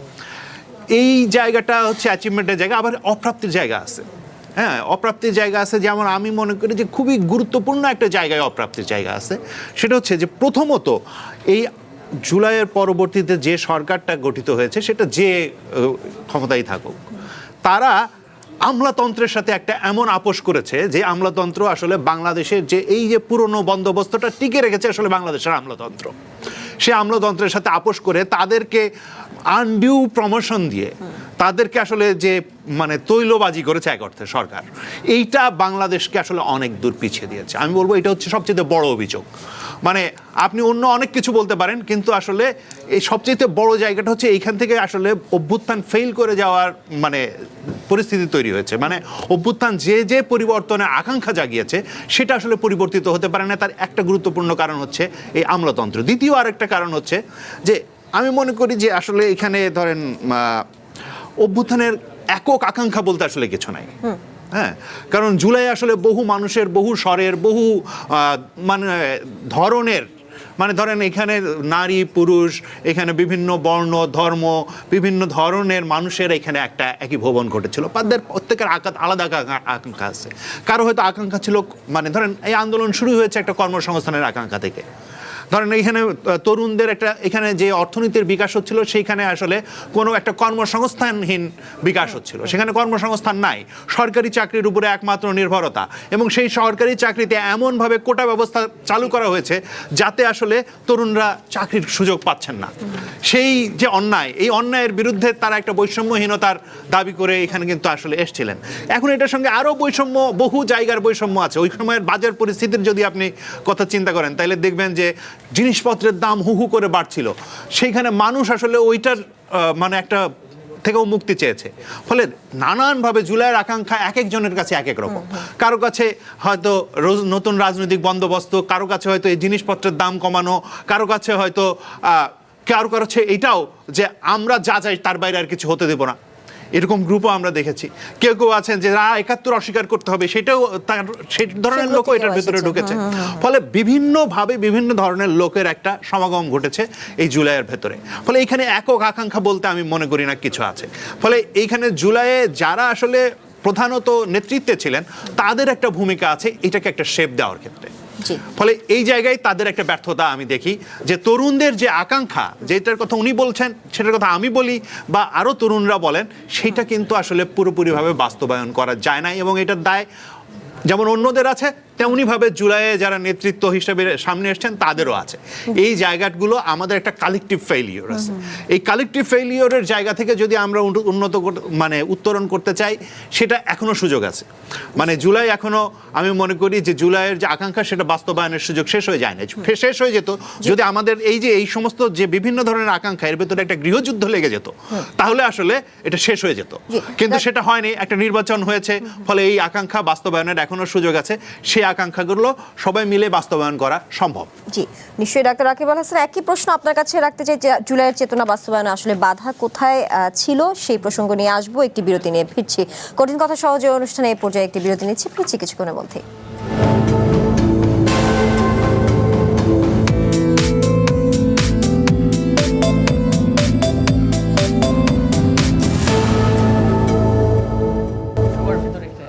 আবারও আমন্ত্রণ কঠিন কথা সহজের অনুষ্ঠানে। ডাক্তার রাকিব আল হাসান, যেমনটা বিরতির আগে আপনার কাছে প্রশ্ন রেখেছিলাম, জুলাই চেতনা বাস্তবায়ন আসলে মূল বাধাটা কোথায়, সেই সাথে আরেকটি প্রশ্ন রাখতে চাই। সম্প্রতি স্বরাষ্ট্রমন্ত্রী বলেছেন জুলাই চেতনাকে রাজনৈতিক ব্যবসা হিসেবে নেবেন না। 24-এর গণ অভ্যুত্থানকে বাণিজ্যের হাতিয়ার বানাতে দেখেছি। মামলা বাণিজ্য, নিয়োগ বাণিজ্য, বদলি বাণিজ্যের বিস্তর অভিযোগ রয়েছে। এই ব্যাপারে বা এই বিষয়ে কিছু বলবেন কিনা? আপনাকে আবার ধন্যবাদ। পুরনো আলাপ আবার নতুন করে শুরু করি। সেটা হচ্ছে, ধরেন আপনি যে বলছেন যে বাণিজ্য, মামলা বাণিজ্য, এটা দিয়ে শুরু করি স্বরাষ্ট্রমন্ত্রীর বক্তব্য দিয়ে। বাংলা বাণিজ্য, তারপর হচ্ছে নিয়োগ বাণিজ্য, এটা তো আমরা দেখেছি গত অন্তর্বর্তীকালীন সরকারের সময় আমরা দেখেছিলাম। ইভেন আপনাদের এখানে আপনার সাথে আমি বলে গেছিলাম যে একজনের বাড়ি হচ্ছে হাতিয়াতে, পড়াশোনা করছে ঢাকা ইউনিভার্সিটি ইংলিশে, কিন্তু উনি যায় আবার বন্ধু হয়ে গেল আর কি। তো এরকম অনেকে আছে, আমরা এরকম দেখেছি যে তারা সচিবালয়ের পথ অলিগলি সব চেনে, যেটা একটা রেস্ট্রিক্টেড এরিয়া, যে কেউ আমি আপনি চাইলে কিন্তু যেতে পারবো না সেখানে, পাস ছাড়া যাওয়া যায় না। সেখানে আমাদের অনেক অবাধ বিচরণ আমরা দেখেছি। ওয়াসার বিভিন্ন নিয়োগের ক্ষেত্র আমরা দেখেছিলাম। তো এই জিনিসটাকে আসলে ধরেন জুলাইকে ওই রুবেল যে কথাটা বলছিল, জুলাই এক একজনের কাছে একরকম ছিল। তো কারো কাছে এটা এরকমও ছিল, ধরেন যখন জুলাইটা সংগঠিত হয়ে গেল, 5ই আগস্ট যখন হাসিনা ও আজাদ পালিয়ে গেল, তো তখন অনেকে মনে করেছিল যে এবার একটা বড় সুযোগ পেয়েছি, কারণ আমরা জাতিগতভাবে আমরা অনেক ইমোশনাল, আবার জাতিগতভাবে আমরা অনেক অপরচুনিটিস্ট। তো সে জায়গা থেকে ধরুন অনেকে এটাকে অপরচুনিটি হিসেবে দেখেছে। তো সেই জায়গা থেকে এই অপরচুনিটি দেখার কারণে এটা একটা বিভাজন, এই চিত্রটা যখন মিডিয়ার সামনে আসলো বা ফেসবুকে আসলো বা জনসম্মুখে আসলো, তখনকার মনে হচ্ছিল যে জুলাই একটা তাহলে বাণিজ্যের মতো। অনেকে আবার এই কথা বলতে শুনেছি যে রিজিকের মালিক আল্লাহ, জুলাই উছিলা মাত্র। তো সেক্ষেত্রে এটা তো সত্য ঘটেছে, যে কোনো কারোর জন্য হয়েছে, ডিসি অনেক জায়গায় আমরা এগুলো দেখেছি। আর একটা কথা বলছেন যে জুলাই চেতনা বাস্তবায়নের ক্ষেত্রে দেখুন যে ব্যাপারটা হচ্ছে, ধরুন অনেকে আওয়ামী লীগ একটা ব্যবসা করতো, সেটা হচ্ছে মুক্তিযুদ্ধের চেতনা। এটা বলে বলে বলে বলে বলে সব কিছুকে সে হালাল করছে। এখন ব্যাপারটা যদি চেতনা, যে হাসিনা যা কিছু করেছে এটা কি মুক্তিযুদ্ধের চেতনার সাথে যায় কিনা? ধরেন আপনার নিজ দেশের মানুষকে আপনি গুম করতেছেন, আপনার নিজ দেশের মানুষ গুম হয়, পার্শ্ববর্তী দেশে পাওয়া যাচ্ছে, আপনাদের নিজ দেশের মানুষকে আপনি ক্রস ফায়ারে দিচ্ছেন, নির্বাচন বলে কিছু ছিল না, অর্থনীতি লুটপাট করে $234 বিলিয়ন বিদেশে পাচার করে দিলেন। তো এগুলো কি মুক্তিযুদ্ধের চেতনার সাথে যায় কিনা? এখন আমলি যেটা মনে করতে যে মুক্তিযুদ্ধের চেতনা মানে সারাক্ষণ মুক্তিযুদ্ধ 3 বেলা প্যারাসিটামলের মতো মুক্তিযুদ্ধ গুলায় আপনাকে খাওয়াইতে হবে। এখন অনেক আবার এটা মনে করছে যে সারাক্ষণ আপনাকে মনে করাতে হবে জুলাই চেতনা, আপনি না মানলে কিন্তু আরেকটা জুলাই আসবে, আরেকটা গণঅভ্যুত্থান আসবে। আর বেটা গণঅভ্যুত্থান কি বলে কয়ে আসে? গণঅভ্যুত্থান বলে কয়ে আসে না। এখন এই ব্যাপারগুলো হচ্ছে, ধরেন যারা এই জিনিসগুলোকে লিড করতে পারছে না বা রিড করতে পারে না, তো সেই জায়গায় সমস্যার জায়গাটা। আমি জুলাই চেতনা ধারণ করতে গেলে সারাক্ষণ আমার গায়ের মধ্যে জুলাই স্টিকার লাগানো ঘুরানোর কোনো মানে নেই। এবং জুলাই জিনিসটা হচ্ছে কি আমার কাজে কর্মে প্রমাণিত হবে। এখন নতুন করে কেউ যদি ফেসিবাদের পক্ষে যায় বা বিগত সরকার যেগুলো করে গেছে বা যেগুলো আমাদের দেশের স্বাধীনতার সাথে যায় না, সার্বভৌমত্বের সাথে যায় না, তাই যদি সেই জুলাই পরবর্তী কাজ করলো, তো এটার ক্ষেত্রে বড় কিছু না। বড় সমস্যা হচ্ছে কি, যেটা বলা হচ্ছে জুলাই সনদ নিয়ে, যদিও গত 10 দিন থেকে বা ঈদের পর থেকে আলোচনা আসতেছে না, কারণ যারা জুলাই সনদ বলতেন, হাদি হত্যার বিচার চাইতো, নতুন সংবিধান বা সংবিধান সংস্কার, সংবিধান সংশোধন নিয়ে কথা বলতো, তারা এখন চলে গেছে ইসলামী ব্যাংক দখল নিয়ে, বা ইসলামী ব্যাংকটা জিয়ে রাখতে হবে। তারা মনে করতে ইসলামী জিয়ে রাখলে জুলাই সনদ বাস্তবায়ন হবে, ইসলামী ব্যাংক জিয়ে রাখলে আমার ক্ষমতা ঠিক থাকবে, ইসলামী ব্যাংক জিয়ে রাখলেই আমার কাস্কি মাসের মতো যে আমার পার্টি, এই পার্টিটা টিকে থাকবে। তো সুতরাং এই জায়গা থেকে আমরা মনে করি যে জুলাইয়ের যে জিনিসটা আমরা 100% রাইট পথে নাই। তো ব্যাপারটা হচ্ছে রুবেল যে কথা বলছে সময় ফুরিয়ে যায়নি, তো সময় যেহেতু ফুরিয়ে যায়নি, আমি মনে করি যে পলিটিক্যাল আন্ডারস্ট্যান্ডিং সবচেয়ে জরুরি, এগ্রিমেন্টটা জরুরি, মিউচুয়াল রেসপেক্টটা জরুরি। মিউচুয়াল রেসপেক্ট না থাকলে তো আমি আপনার টক সাথে বসে আপনার সাথে কথা বলতে পারতাম না। তো সেই জায়গাটা পলিটিক্যাল দলগুলোর মধ্যে সেই জিনিসটা থাকবে, যেটা গত 17 বছর থাকেনি। 54 বছর, 55 বছর বা 56 বছর রাজনৈতিক ইতিহাসে বাংলাদেশের মানে বয়স্ককালে যে ইতিহাসে, সেই ইতিহাসে আমাদের অনেক কিছু করার সুযোগ ছিল। তো যেহেতু আমরা পুরনো দিনগুলো ফেলে এসেছি, পুরনো দিন বাগে খেয়ে ফেলছে, বাগে খেয়ে ফেলার পরেও আমরা এখন নতুনভাবে এই জিনিসগুলো করার বিশাল বড় সুযোগ রয়েছে। জি, Abul Hasan Rubel, doctor Yunus reset button টেপার কথা বলেছিলেন। আপনিও যেমনটি একটু আগে বলছিলেন যে আসলে জুলাইকে প্রতিষ্ঠা করতে চেয়েছিলেন মুক্তিযুদ্ধকে ভুলিয়ে। মানে আমি পুরো প্রাসঙ্গিকভাবে বলছি যে অনেক অন্তর্বর্তী সরকারের ব্যাপারে এসেছে, কিছু রাজনৈতিক দলের বিরুদ্ধে অভিযোগ এসেছিল, বলা হচ্ছে জুলাই আন্দোলনের অনেক নেতাও এমনটা চায় মুক্তিযুদ্ধকে ভুলিয়ে জুলাইকে প্রতিষ্ঠা করতে। অর্থাৎ নানা মহল থেকে নানা দলের বিরুদ্ধে অভিযোগ ছিল। মুক্তিযুদ্ধকে বাদ দিয়ে কি বাংলাদেশ ভাবা সম্ভব? বাংলাদেশে এলো এই প্রথম টাচলেস আরএকে সেন্সেশন ওয়াটার ক্লজেট। ধন্যবাদ। প্রথমত হচ্ছে যেটা যে অসম্ভব, এটা আমরা সবাই জানি, যে কারণ হচ্ছে মুক্তিযুদ্ধ বাদ দিয়ে কি আসলে বাংলাদেশ হতে পারে? তাহলে বাংলাদেশ আসলে মুক্তিযুদ্ধকে ভুলিয়ে দিতে চাইলেই কি আসলে ভুলে যাবে মানুষ? মানে এটাও তো প্রশ্ন। মানে কেউ যদি ভুলিয়ে দিতে চায়, তাহলে কি আসলে মুক্তিযুদ্ধ বাংলাদেশের ইতিহাস থেকে নাই হয়ে যাবে? মানে এটা আসলে সম্ভব না, এবং সম্ভব না যে সেটা আসলে একটা ঐতিহাসিক, এক একটা পর্বের এক একটা ঐতিহাসিক বাস্তবতা থাকে। কিন্তু এই ঐতিহাসিক বাস্তবতা, ধরেন এই যে কথাটা আসলো যে আওয়ামী লীগ সরকার মুক্তিযুদ্ধের নামে যা করেছে, সেটা কি মুক্তিযুদ্ধ, মানে মুক্তিযুদ্ধের আকাঙ্ক্ষার পক্ষে? আমরা তো সেই কবে থেকে এটা বলে আসছি যে আওয়ামী লীগ সরকার হচ্ছে বাংলাদেশের মুক্তিযুদ্ধের বিরুদ্ধে সবচেয়ে বড় সরকার। মুক্তিযুদ্ধের আকাঙ্ক্ষার সবচেয়ে বিপক্ষে যারা কাজ করেছে সেটা হচ্ছে আওয়ামী লীগ সরকার। এবং এই যে এই পুরো কাজটাকে, তাদের যা কাজ, যা আসলে মুক্তিযুদ্ধের আকাঙ্ক্ষা বিরোধী, সেগুলোকে তারা মুক্তিযুদ্ধের চ্যাম্পিয়ন হিসাবে, এগুলোকে মুক্তিযুদ্ধ হিসাবে যখন হাজির করে, তখন নতুন প্রজন্মের সামনে কিন্তু আসলে একটা প্রশ্নবোধক তারাই তৈরি করেছে। এবং সেই প্রশ্নবোধক আসলে কোনো না কোনো ফর্মে আসলে হাজিরও হয়ে যায়। তখন কেউ এন্ডোর্স করে যে আমি যে তুমিকে আমিকে রাজাকার স্লোগান যে আসে, এটা আসলে এক ধরনের ক্ষোভের প্রকাশ। এবং এই যে তার যে এই যে এত ধরনের অপকর্মকে জায়েজ করার বিষয়ে করা, সেটার একটা বিরুদ্ধে একটা প্রতিবাদ, এই জায়গাটা একইভাবে আমি মনে করি যে বাংলাদেশে এই যে ধরেন এক একটা ঐতিহাসিক পর্ব, এই সমস্ত ঐতিহাসিক পর্বগুলো নিয়ে বাংলাদেশের রাজনৈতিক দলগুলোর একটা কমন আন্ডারস্ট্যান্ডিং থাকা দরকার। ধরেন আমি কেন আজকে বসে 71 নিয়ে তর্ক করব? কেন আমি আজকে 47 নিয়ে তর্ক করব? কেন আমি 24 নিয়ে তর্ক করতে তো চাই না। এগুলো সব মীমাংসিত সত্য আকারে আমাদের রাজনৈতিক দলগুলোর সামনে থাকা দরকার, এবং সেই জায়গা থেকেই আমরা পরবর্তীতে দেশকে কিভাবে এগিয়ে নিয়ে যেতে পারি সেটা নিয়ে আসলে আমাদের পার্থক্য হওয়ার কথা। হ্যাঁ, আমি একদিক থেকে হয়তো বলবো যে আপনি প্রান্তিক মানুষের কথা ভাবছেন না, আপনি হয়তো বলবেন যে আপনি তো আসলে এই যে শ্রমিকের যে আসলে অধিকার সেটার কথা আপনি বলেন নাই, আপনি আরেকজনের কথা বলবেন যে, আপনি বলবেন যে না, এখানে আসলে ক্যাপিটালিস্ট যারা, তাদেরকে যদি আমরা ঠিকঠাক মতো পরিপুষ্ট করতে পারি, তাইলেই বাকিরা সবাই কাজ পাবে, বাংলাদেশের উন্নতি হবে। ফলে এগুলো নিয়ে আমাদের তর্ক হবে, বিতর্ক হবে, আমাদের পার্থক্য হবে। ইতিহাস নিয়ে বারবার তর্ক করতে হবে কেন? ইতিহাসের জায়গাগুলোতে আমাদের আসলে মীমাংসা জরুরি।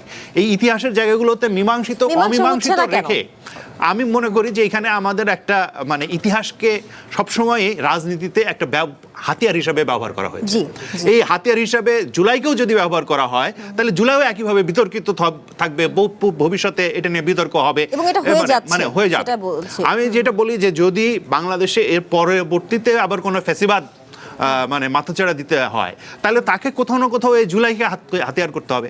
ফলে যে কোনো সময় এই ধরনের চেতনা কিংবা এই ধরনের এই যে ঐতিহাসিক ঘটনাকে মানে আপনার আত্মীকরণ করে সেটাকে একটা রাজনৈতিক হাতিয়ার হিসাবে ব্যবহার করার একটা বিপদ আছে।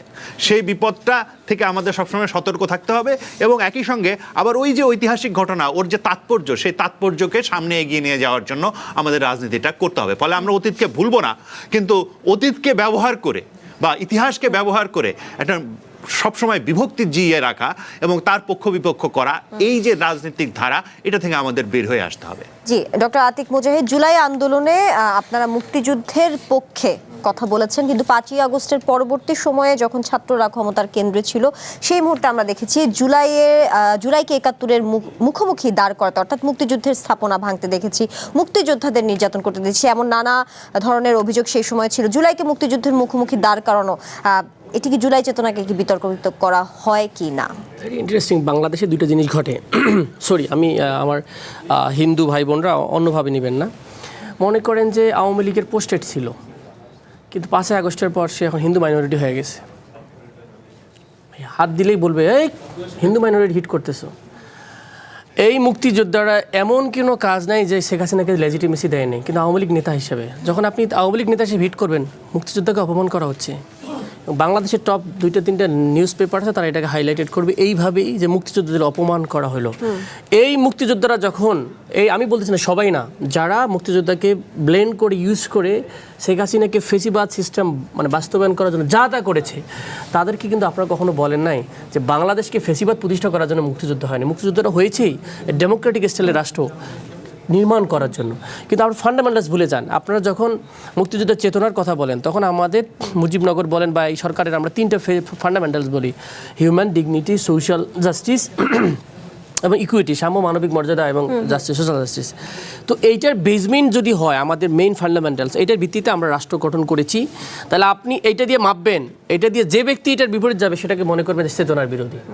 সে যদি ইভেন মুক্তিযুদ্ধ ফাইটারও হয়। আপনি ইমাম সাহেব, কিন্তু আপনি রেপ করে বেড়াচ্ছেন, তাহলে কি ইসলাম হয়ে গেছে? Can we proof this is Islam? So there is a fundamental things that we are seek. এমন জিনিস তো জুলাই যে আকাঙ্ক্ষা, জুলাই সেম আকাঙ্ক্ষা, যে 3টার কথা বললেন মেইন ফান্ডামেন্টাল, সাথে হচ্ছে বৈষম্যহীন, কারো প্রতি যেন ডিসক্রিমিনেশন করা না হয়। ইটস কাইন্ড অফ ইকুয়ালিটি, মানে ইন এ সেন্স 3টাই মেইন জিনিস। এটা রুশ বিপ্লব থেকে 3টা জিনিস দাঁড়িয়েছে, ইউনিভার্সাল 3টা ভ্যালুস। এই 3টা ভ্যালুজের জন্যই মূলত মানুষ ফাইট করে। আপনাকে যদি কেউ অপমান করে আপনি সহ্য করতে পারবেন না, আপনাকে না খাওয়াইলে ঠিক থাকতে পারবেন। So this mean human dignity. আপনি মানুষ হিসেবে রেসপেক্ট পেত, কিন্তু শেখ হাসিনা কাউকে রেসপেক্ট দিত না, রাজাকার বলে তুচ্ছ করতো, তাচ্ছিল্য করতো। এই সাজেদা চৌধুরী রাজাকারের বাচ্চাদেরকে কোনো চাকরি দেওয়া যাবে না, এই যে মানুষকে তাচ্ছিল্য করা, আপনি তাহলে আপনি হিউম্যান ডিগনিটি অর্জন করেছেন মানুষ হিসেবে। আপনি বলতেছেন আপনার সার্বভৌম ক্ষমতার মালিক জনগণ, সেই জনগণকে তাচ্ছিল্য করতেছেন, তোরা মৌলবী, তোরা অমুক, তোরা বাম। এই যে করার, এটার বিপরীত দাঁড়িয়ে কিন্তু মুক্তিযোদ্ধা হয়েছে। তো সেই সেন্স তো এখন স্টিল অ্যালাইভ। তার মানে এটার বিপরীতে যে যাবে, জুলাইও যে স্প্রিট, সেম স্প্রিট, তো এটার বিপরীতে যদি জুলাইয়ের আকাঙ্ক্ষার দলও যায়, তবে বলবেন যে you are violating the own values that you want to restore. তো সুতরাং এইটার ভিত্তিতে যদি আপনি মাপযোগ করতেন, তাহলে কিন্তু আপনি মুক্তিযোদ্ধাদেরকে বলতেন যে আপনি একটা ক্রিমিনাল ব্যক্তি। হ্যাঁ, মুক্তিযোদ্ধা আপনার একটা, আমি ডক্টরেট ডিগ্রি সাপোজ, তাহলে আমি ডক্টরেট ডিগ্রি করার কারণে আমি অন্যায় করলে, হ্যাঁ সব ডক্টর ডিগ্রি বলবে, হ্যাঁ আমার ডক্টরেট ডিগ্রি লোক কি খারাপ কাজ করতে পারে? That should be the principles. So it make a set principles first, যে দিজ আর দ্য প্রিন্সিপালস। এটার ভিত্তিতে আপনি এনাকে ধরবেন, ওনাকে ধরবেন। এইটা না হওয়ার কারণে আপনি কিন্তু ব্লেম গেমটা খেলতেছেন। আমি হচ্ছে মুক্তিযোদ্ধার দল বললাম, আমি বললাম স্বাধীনতার ঘোষকের দল, আমি বললাম জুলাইয়ের দল। এটা কোনো ব্র্যান্ডিং নাকি? আপনি দেখছেন ছাত্রলীগ লাগাই রাখতো এই মোটরসাইকেলের পিছনে, ছাত্রলীগ, ওটাকে ধরা যাবে না, এটা হলো? তো এটা তো হতে পারে না। রাষ্ট্র একটা প্রিন্সিপালস ভিত্তিক, রাষ্ট্রের একটা সিস্টেম আছে, কাঠামো আছে, ইনস্টিটিউশন আছে। এইটাকে বলে ফেসিবাদী সিস্টেম, মানে ওয়ান সেন্ট্রিক পিপল। এই সিস্টেমকে ভাঙাটাই ছিল আমাদের লড়াই, যে আমরা রাষ্ট্রকে একটা সিস্টেমের মধ্যে নিয়ে আসবো, অ্যাকাউন্টেবল করবো, কোয়েশ্চেন করবো। আমি ক্ষমতা আসছি কিনা ডাজন্ট ম্যাটার, আমি যেন কোর্টে গেলে আমি কি জাস্টিস পাই। আর দেখছে বিএনপি পন্থী, তাহলে মাফ করে দেওয়া যায়, জামাতপন্থী ওকে আটকায় দেওয়া যায়, এনসিপি পন্থী ধরে দেওয়া যায়। এইটা কি রাষ্ট্র নাকি? এটা কিন্তু একই এগেন্ট সিস্টেম। আপনি যদি বলেন জুলাইপন্থী, স্বাধীনতাপন্থী, আপনি যদি বলেন মুক্তিযোদ্ধার দল, জিয়াউর রহমানের দল হচ্ছে আমাদের জাতীয়তাবাদী দল, কিন্তু ওনার কাছে গেলে আপনি জাস্টিস পান না, তাহলে কি মুক্তিযোদ্ধারপন্থী দল হলো নাকি? সো এই প্রিন্সিপালসটা বাংলাদেশে আন্ডারস্ট্যান্ডিংয়ে ভেরি ক্লিন না, এই জন্য আমরা ব্লেমিং গেম। সেকেন্ড, আমি বারবার বলতেছি, এখনকার যত ন্যারেটিভ হাজির করা হচ্ছে, জাস্ট ইমাজিন আফটার 5 আগস্ট বাংলাদেশের রাষ্ট্রে কিছুই ছিল না, কিছুই ছিল না। ইউনূস সাহেব আপনি আসেন, বাংলাদেশ রক্ষা করেন।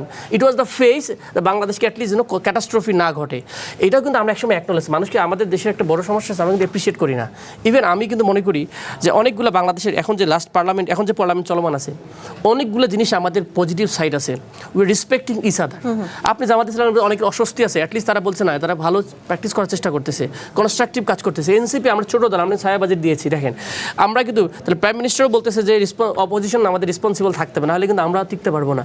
সো দেয়ার যে good culture is growing in Bangladesh. আমরা কিন্তু নেগেটিভটা এত বেশি হাইলাইটেড করি, পার্টিকুলারলি আপনি দেখবেন কিছু মিডিয়া, আমি নাম বলতে চাচ্ছি না, তারা খুব স্পেসিফিক জুলাইকে নিয়ে নামছে এবং যেটা শেখ হাসিনার বয়ান সেই স্টাইলে। হ্যাঁ, আপনি ক্রিটিক করবেন, ফেয়ার ক্রিটিক মিনস আমি প্রায় বলি সমানভাবে আলোচনা, গুড অ্যান্ড ব্যাড থিং। আপনি যখন বলেন ইউনুস সাহেব, আপনি বলছেন যে টিকা নিয়ে, টিকার কি আপনি পার্সেজের কাহিনী আছে, ইউনিসেফের নিজস্ব একটা বিজনেস আছে, ইউনিসেফ তার মাধ্যমে বাইরে গেছে, এই জন্য ইউনিভার্সিটি সিলেসিলি করতেছে। আপনি ভালো করে জানেন, একটু ঘাটাঘাটি করলে যে স্টোরেজ ছিল, তার মানে ম্যানেজমেন্টের সমস্যা। ম্যানেজমেন্টকে যে লোকগুলো এক্সিকিউশন করে তারা এক্সিকিউশন করে নাই, তারা ফেক রিপোর্টিং করছে যে আমরা 92% দিছি, আসলে 92% দেয়নি। তো এটা দিয়ে আরেকজনকে আমরা ব্লেম না করি, টেক রেসপন্সিবিলিটি, রাষ্ট্রকে একটা জায়গায় নিয়ে যান। এইটা হলো আমার পক্ষ থেকে কাউন্টার। ডাক্তার রাকিব আল হাসান, আপনিও কি এই বিষয়ে একমত কিনা সেই বিষয়ে জানবো, আপনার উত্তর নিব। তার আগে একটি বিরতি নিয়ে ফিরছি, সময় হলো ছোট্ট একটি বিরতির, ফিরছি কিছুক্ষণের মধ্যে। আবারও আমন্ত্রণ কঠিন কথা সহজের আজকের আয়োজনে। ডাক্তার রাকিব আল হাসান, যেমনটা বিরতির আগে বলছিলাম, আপনিও কি আসলে ডক্টর আতিক মুজাহিদের সাথে একমত কিনা সেই সাথে জানতে চাই।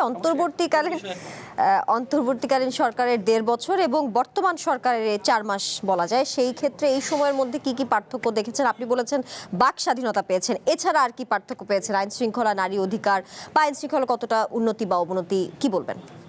ওকে, ফাইন। আমি তার আগে একটা জিনিস নিয়ে শুরু করি, সেটা হচ্ছে কি হাওয়ার্ড জিন, বিখ্যাত আমেরিকান লেখক, তিনি 80 দশকে একটা বই লিখেছিলেন, the people's history of the United States. America স্বাধীনতা লাভ করেছে 1776 সালে, এই বছর তারা 250 বছর পালন করছে।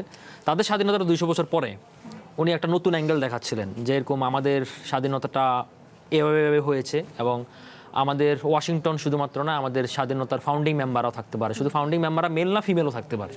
তো এই যে ইতিহাসকে দেখা, ধরেন আমাদের বাংলাদেশ বা বাংলা তো সবসময় একটা স্বাধীন স্টেট হিসেবে ছিল, স্বায়ত্তশাসিত স্টেট হিসেবে ছিল। তো আমাদের যদি আপনি ধরেন 1600 শতাব্দী থেকে শুরু করেন আপনি, তো এখানে একটা ধারাবাহিকতা পাবেন, একটা সিলসিলা পাবেন প্রত্যেকটা জিনিসের। তো এই ইতিহাস যখন আপনি চর্চা করবেন বা ধারণ করবেন, এক একজনের অ্যাঙ্গেলটা একরকম হবে, এটা খুব স্বাভাবিক হিসাব। ইতিহাসটা এইভাবেই চলে, ইতিহাসটা আপনি জোর করে বন্ধ করতে পারবেন না, চালাতে পারবেন না। কিন্তু সমস্যা হচ্ছে কি, সমস্যা কেউ যদি কখনো এটাকে পুঁজি করে অথবা কেউ যদি বিতর্কিত চেষ্টা করে, দুটোর মতলবই খারাপ। কারণ আমরা 71কে পুঁজি করতে দেখেছি, আবার 71কে বিতর্কিত করার চেষ্টাও দেখি। আবার অন দ্য আদার হ্যান্ড আপনি যদি 24কে দেখেন, 24কে ওন করার চেষ্টাও দেখি, মানে একেবারে পুঞ্জীভূত করার চেষ্টা করে দেখি, আবার বিতর্কিত করার চেষ্টা করি। তো এই জিনিসটা যদি পলিটিক্যাল পার্টি বা কোনো গোষ্ঠী বা সংগঠন যদি বোঝার চেষ্টা না করে, তাহলে এটা তার জন্য সুইসাইডাল। মানে জ্বলন্ত প্রমাণ হচ্ছে আওয়ামী লীগ। আওয়ামী লীগ তো এই দেশের স্বাধীনতার জন্য নেতৃত্ব দিয়েছিল, কিন্তু আজকে দেখেন এই দলটার কী পরিণতি। তো সে বিষয়ে যেতে চাই না।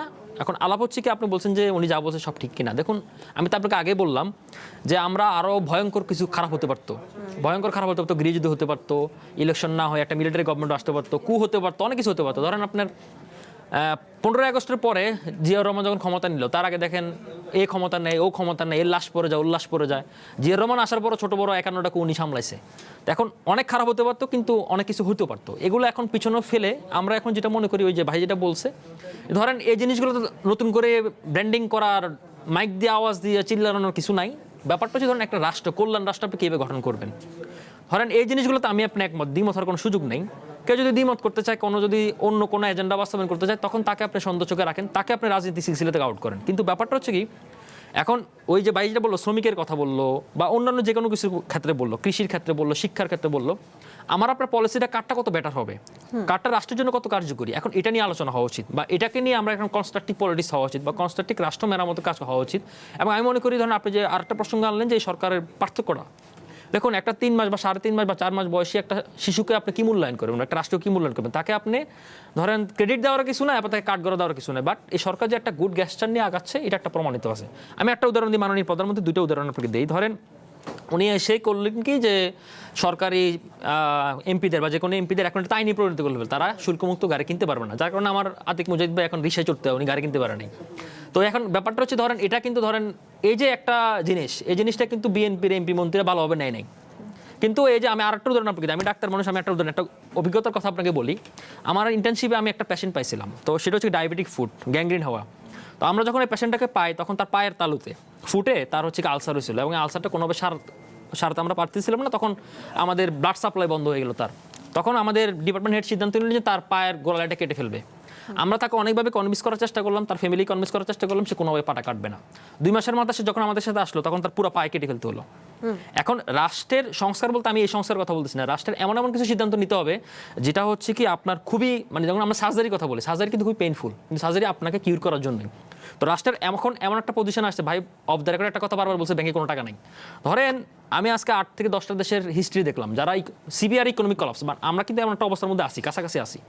সিভিয়ার ইকোনমিক্স কলাপসের পর রাষ্ট্র কীভাবে ঘুরে দাঁড়াইছে? South Korea, Greece, Ireland, Argentina, Iceland, Denmark, Vietnam, Germany, সবগুলো দেশ। মানে তখন আপনার এমন কিছু বোল্ড সিদ্ধান্ত নিতে হয় যেটা রাষ্ট্রের জন্য খুবই পেইনফুল, কিন্তু আপনাকে নিতে হবে।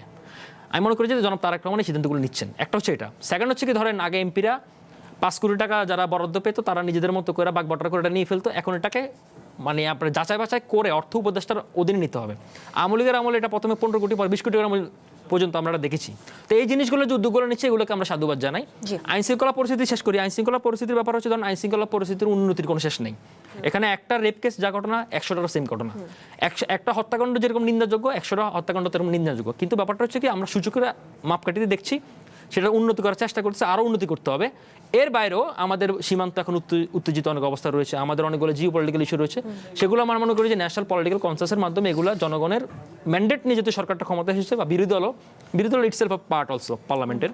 তো তা আমি মনে করি যে রাষ্ট্রের কল্যাণের জন্য সবাই একত্রিত হয়ে বাংলাদেশপন্থী রাজনীতিটা করবে, বা বাংলাদেশপন্থী জনগণের জন্য তারাই বেটারমেন্ট উপহারটা তারা জি, আবুল হাসান রুবেল, জুলাই আন্দোলনে দেশের মানুষ যাদের বিশ্বাস করেছিল, যাদের আহ্বানে রাজপথে নেমেছিল একদম শেষ পর্যায়ে আমরা আলোচনা, সেই ক্ষেত্রে জানতে চাই 5ই আগস্টের পর তারা কি সেই জনগণের প্রত্যাশা পূরণ করতে সফল হয়েছে নাকি ব্যর্থ হয়েছে? আর যদি ব্যর্থ হয়ে থাকে সেই ক্ষেত্রে কারণটা কি?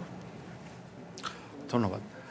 প্রথমত হচ্ছে, আমি প্রথমেই এটা বলেছিলাম যে যারা মানে ধরেন জুলাই আন্দোলনে এখানে বিশেষত তরুণদের উপরে মানুষ একটা ভরসা করছিল, এবং সে কারণেই এই ভরসার কারণে তারা নেমে এসছে মাঠে, এবং বিশেষত মানুষের মানে তরুণদের উপরে, বিশেষত ছাত্রদের উপরে যে অত্যাচারটা করা হয়েছে। যুক্ত করতে চাই আবুল হাসান রুবেল, জনগণ আসলে প্রত্যাশা কি করেছিল? যে একটি নতুন রাজনীতির, নতুন সংস্কৃতি, সেই ক্ষেত্রে ওই নতুন রাজনীতির প্রতিষ্ঠা হচ্ছে বা হয়েছে কিনা? অনেকগুলো জিনিস আছে। যেমন ধরা যাক যে একটা সে নতুন রাজনীতি প্রত্যাশা করেছে, যেখানে আসলে মূলত আগের মতো একেবারে ওই যে রাজনীতির ময়দান থেকে সরিয়ে দেওয়া, হ্যাঁ, নিশ্চিহ্ন করে ফেলা, এই পলিটিক্সটা আর ফিরবে না বাংলাদেশে। সে একটা প্রত্যাশা করেছে যে এখানে যে ধরনের অর্থনৈতিক বন্দোবস্ত, মাত্র কয়েকজনের হাতে সমস্ত টাকা, আর বাকিরা সবাই হচ্ছে তাদের এই বরকান্দাজ, মানে তাদের সুবুদ্ধ দিয়ে যাবে, এইটা ফিরে আসবে না। মানুষ এটা মনে করেছে যে তার জীবনের সমস্যার সমাধান হবে। এইটা আমার মনে হয় যে পথ পাড়ি দিতে এখনো বাকি অনেক, এবং এটা শুধুমাত্র তাদের জায়গা থেকেও যদি আমি বলি, যে তাদের জায়গা থেকেও আমি মনে করি যে তারাও এটা কেউ দাবি করবেন না যে তারা এটাতে সফল হয়েছেন, এবং এটা আসলে বাংলাদেশের জন্যই একটা চ্যালেঞ্জ। ফলে বাংলাদেশ এইখানে এইটা আমি মনে করব যে ওনারা যেটা শুরু করতে পারতেন সেটা যদি এখনো শুরু করা যায়, সেটা হচ্ছে আসলে বেটার। এইটার পরবর্তীতে যে সমস্ত জায়গাগুলোতে আমরা পিছিয়েছি কিছু, যেমন রাজনৈতিক সংস্কৃতিতে, আমি মনে করি যে বাংলাদেশের রাজনৈতিক সংস্কৃতিতে কিছু পরিবর্তন এসছে, আরও পরিবর্তন দরকার।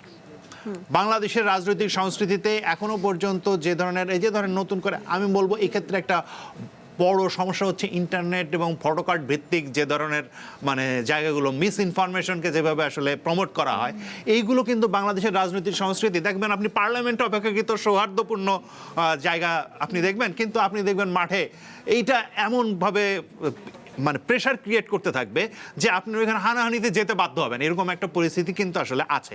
ধর আজকে যেই কথাগুলো বলা হচ্ছে, যেমন ধরা যাক যে বাংলাদেশে অনেক ধরনের সংকট, অর্থনৈতিক সংকট, এখানে বাংলাদেশের সীমান্তে পুরসিন হচ্ছে, সীমান্ত হত্যা হচ্ছে, বাংলাদেশে নানান ধরনের মানে একটা অর্থনীতি যখন একেবারে খুবলে থাকা অর্থনীতিকে যখন পুনরুদ্ধার করতে হয়, তাহলে আসলে সরকারের যেমন দরকার বিরোধী দলকে সাথে রাখা, এবং বিরোধী দলেরও দরকার হচ্ছে আসলে ন্যাশনাল ইন্টারেস্টের জায়গা থেকে সরকারকে সহযোগিতা করা। এটার ভেতর দিয়ে আসলে দেশটা আসলে এগোতে পারবে। না হলে আসলে দুই পক্ষের কোনো পক্ষ থেকে যদি এটার ঘাটতি থাকে, ধরেন মানে হ্যাঁ দেখতে পাচ্ছি আমি, ধরেন ইসলামী ব্যাংক নিয়ে যাওয়া হলো, সেটার ভেতরেই আমি দেখতে পেয়েছি যে একদিকে সরকার, আমার কাছে মনে হচ্ছে যে আচ্ছা সরকার আরও আগে কোনো পদক্ষেপ নিতে পারতো, অন্যদিকে আমি একটা পক্ষকে দেখতে পাচ্ছি যে এটাকে রাজনৈতিকভাবে ব্যবহার করা, এবং রাজনৈতিকভাবে ব্যবহার করে প্রয়োজনে ইসলামী ব্যাংক ধ্বংস হয়ে যাবে, তারপরেও আমি এটা কিছু হতে দেবো না, এরকম একটা জায়গা অবস্থান আসলে থেকে তৈরি সরবো করতে না। হবে। এই জায়গা তৈরি হওয়া, এই জায়গাটাগুলো থেকে আসলে বের হয়ে আসতে হবে। বের হয়ে এসে আমাদের একটা জাতীয় স্বার্থের ভিত্তিতে আসলে রাজনীতিটাকে দাঁড় করাতে হবে, এবং এইটার ভেতরে আমরা পলিসিগত বিতর্ক করব, আমরা বিভিন্ন ধরনের মতামত দিব। এই জায়গাটা তৈরি করাটাই হচ্ছে আমাদের জুলাইয়ের আকাঙ্ক্ষা।